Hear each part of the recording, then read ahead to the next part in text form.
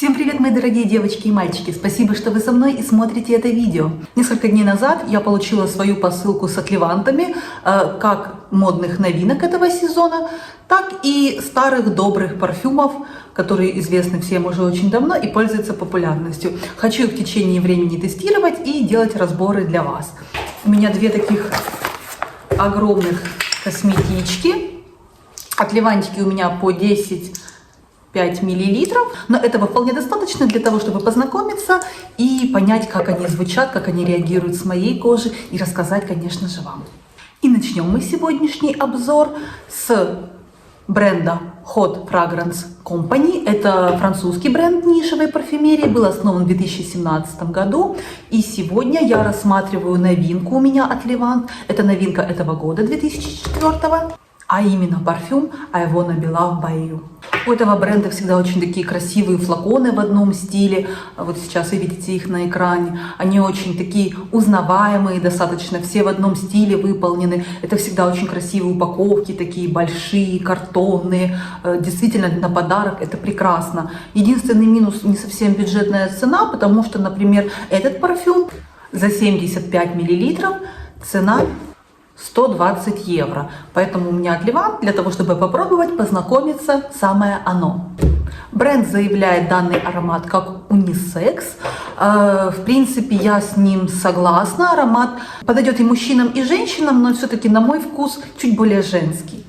Аромат такой фруктовый, амбровый, с цветочными нотами, красивый, интересный. Лично я отчетливо здесь слышу такие красные ягоды, смородиновое что-то, такую легкую кислинку. Все-таки он более женский, но это на моей коже, и это мое восприятие. Возможно, на другой коже. Всегда помним про химию кожи, всегда помним про наше индивидуальное восприятие аромата. Он будет звучать по-разному. Так. Давайте нанесем.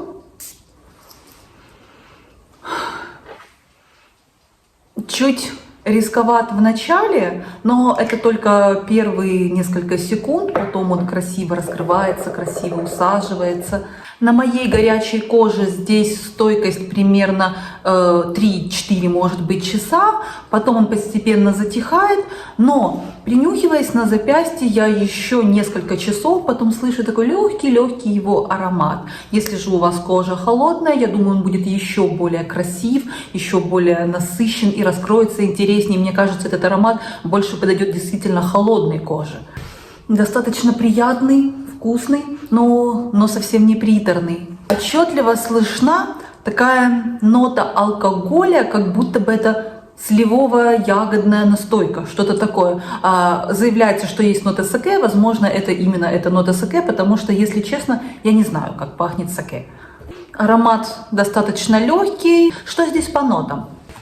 Вверх — лесные ягоды, саке, слива. Верхние ноты — первые секунды чуть более резкие, чуть более такие, знаете, яркие, но потом они открываются очень красиво, становятся чуть более плавными, есть такая кислинка, такая игривость, свежесть. В средних нотах здесь амбра, роза и яблоко. И яблоко достаточно хорошо здесь слышно, тоже отвечают за такую кислинку, за такую легкость, свежесть. Очень приятно. По-летнему, я бы сказала, но аромат не только на лето, в принципе, он будет хорош, мне кажется, в любое время года. И в базе данного аромата османтус, ут и ветивер. Мне очень нравится звучание османтуса в парфюмерии. Он дает такую сливочность, такую нежность, такую пьянящую сладость. Но в этом аромате, лично на моей коже, я не ощущаю османтуса. Но я также читала отзывы, и я знаю, что на некоторых османтус здесь красиво открывается. Поэтому, как любой парфюм, конечно, нужно тестить и понять, играет он на вас и как он на вас играет. Аромат достойный вашего внимания, новинка этого года. Попробуйте, почему нет. Ну а мы идем дальше. И здесь у меня монталевский от Levant, розовый мускус. Я знаю, что этот аромат уже классика данного бренда. Монталевский мускус, если честно, он довольно-таки специфичный. В чем? Именно в том, что на каждой коже он звучит по-разному. Монталевский мускус может открыться как очень красиво, очень так томно и даже немножко приглушенно, так и может быть резким на вашей коже и немного неприятным. Поэтому монталевские ароматы либо вам подходят и хорошо вступают в взаимодействие с вашей кожей.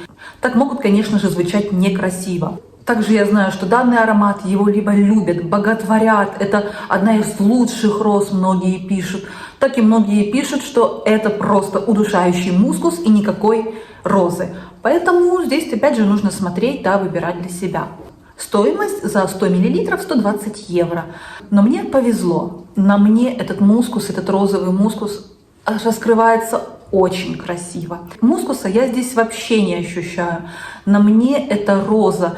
Это такой абсолют розы, очень такая мягкая, пряная, не громкая, но при этом очень насыщенная. И это такое розовое дорогое масло, уходовое что-то, что-то очень приятное, какое-то, знаете, ощущение, как будто бы вы были в хамаме, и на ваше тело потом нанесли розовое масло драгоценное, и вы отдыхаете, вы наслаждаетесь, и вы вдыхаете в себя эту розу, и роза здесь прекрасна. Так раскрывается аромат на моей коже. Мне он очень понравился, и я поняла, почему этот аромат уже много лет бестселлер данной марки. Для меня это розовое масло, чуть-чуть пудровости, такой приглушенный, очень спокойный, но в то же время очень такая дорогая роза, роскошная, царская роза. Немножко белых цветов я слышу, но уже в самом-самом конце, когда аромат утихает. Мускуса я не ощущаю на себе. Это просто прекрасно. Аромат достаточно стойкий, достаточно насыщенный. На моей горячей коже он отлично держится и слышен на протяжении всего дня. И в чем, мне кажется, такой небольшой секрет, он относится не только конкретно к данному манталю, но и в принципе к некоторым видам парфюма. Одного, максимум двух распылений здесь достаточно. Потому что все, что больше двух в данном парфюме, это просто становится резко, неприятно и немножко даже воняет. Также розовое масло, если нанести его чрезмерно, сверх меры, оно может вызвать головную боль. Поэтому одно распыление, максимум два, это самое оно для того, чтобы аромат раскрылся, для того, чтобы он красиво, обволакивающе согревал вас и дарил вам всю прелесть, все богатство розового аромата. Этот аромат достаточно комплементарен, и это, на мой вкус, одна из самых красивых роз в парфюмерии. Это нишевая парфюмерия, и здесь ноты розы, мускуса и жасмина.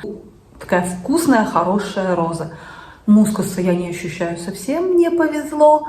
И жасмин я слышу в самом-самом конце, когда уже аромат в конце дня сходит на нет. Рекомендую Монталь розовый мускус. Идем дальше. Вот такая новинка этого года от Ксержов. Аромат Луи XV 1722. Что же это за аромат? Этот аромат был выпущен специально к определенному событию, а именно это коронация Луи XV, короля Франции. И в это время впервые в истории подавалось шампанское на приеме в честь коронации. Давайте нанесем.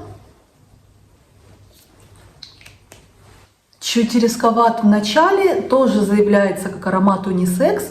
Он такой, знаете, теплый, чуть пряный, мускусный. Я бы сказала, что он такой кожаный и дымный, и где-то вдалеке может быть чуть-чуть цитрусов.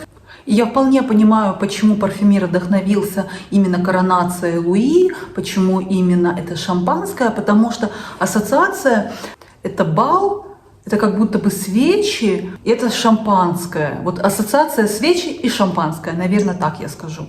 Аромат заявлен как унисекс.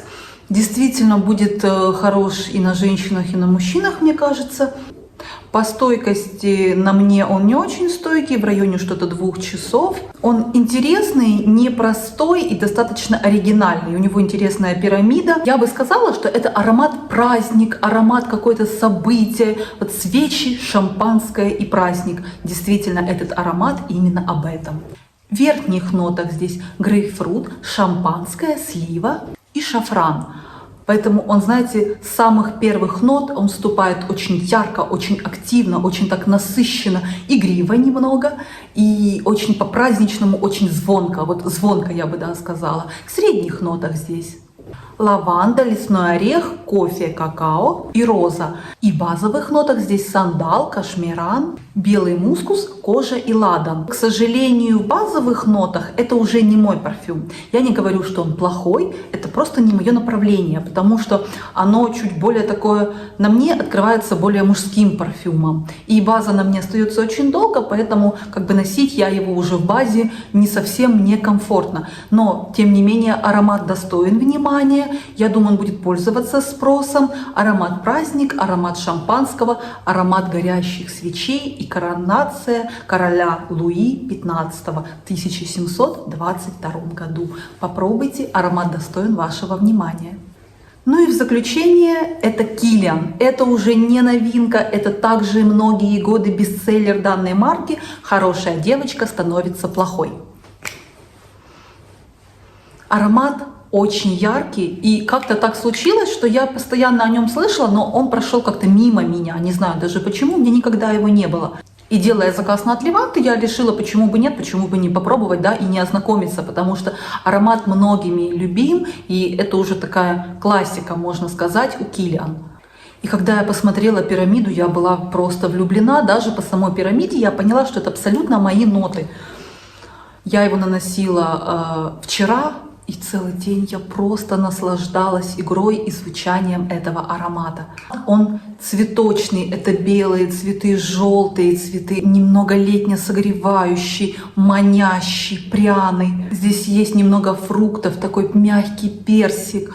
Я понимаю, почему этот аромат стал бестселлером, почему многими любим. Это заслуженно. И если на старте этот аромат, он такой мягкий, обволакивающий, сочный, это такой красивый очень османтус, то в базе он становится, знаете, таким уже действительно, вот хорошая девочка, это верхние ноты и средние ноты, то в базе это действительно такая плохая девочка, она становится плохой, это правда. И действительно, вначале эта девочка такая мягкая, воздушная, очень такая солнечная, цветочная, манящая, сладенькая. То в базе, да, она, знаете, она с горчинкой, она со стринкой, она очень такая непростая девочка. И пирамида этого парфюма просто великолепна на мой вкус. А именно в верхних нотах здесь. Османтус, персик, нероли. Персика, к сожалению, я здесь совсем не чувствую, но просто не повезло. Бергамот, корица и мандарин. И это очень красивое сочетание. С первых нот он мне уже очень понравился. И я была готова вдыхать его просто сутки напролет. В средних нотах тубероза, жасмин, роза и нарцисс. И это безумно красивое цветочное сочетание. В нем есть некоторая такая сливочность, некоторая пудровость. Очень красив, также очень комплементарен. И все фанаты, они не зря есть у этого парфюма. Что же в базовых нотах? Амбра, кедр, ветивер, пачули и сандал. И, как я уже сказала, в базовых нотах это уже не та сладкая девочка, не та такая легкая, игривая и вся такая воздушная. Да, это уже более такая строгая, действительно плохая девочка. Чудесный аромат. Честно, я очень рада, что я его все-таки заказала, что я купила его и познакомилась с ним. Но на этом у меня все. Большое вам спасибо за просмотр этого видео, за ваши лайки, за ваши комментарии. Я вам очень благодарна и считаю, что вы лучшие люди в мире. Я желаю вам, как всегда, хорошего дня и приятного вечера. И не забывайте, что вы прекрасны и вы уникальны. Всем пока-пока!